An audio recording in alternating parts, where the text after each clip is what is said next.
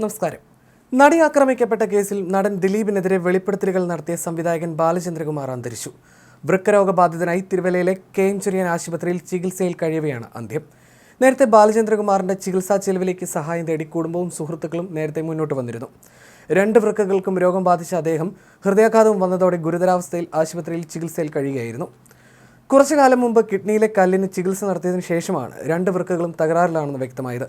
ഇതിനു പിന്നാലെ തലച്ചോറിലെ അണുബാധയും വൃക്കരോഗമൊക്കെ വലിയ പ്രതിസന്ധിയിലാവുകയായിരുന്നു അദ്ദേഹം. കുറേ കാലമായി വൃക്ക സംബന്ധമായ രോഗത്തെ തുടർന്ന് ചികിത്സയിലായിരുന്നു ബാലചന്ദ്രകുമാർ. ഇദ്ദേഹത്തിന്റെ 2 വൃക്കകളെയും അസുഖം ബാധിച്ചതോടെ നിരന്തരം ഡയാലിസിസ് നടത്തിയായിരുന്നു മുന്നോട്ട് പോയിരുന്നത്.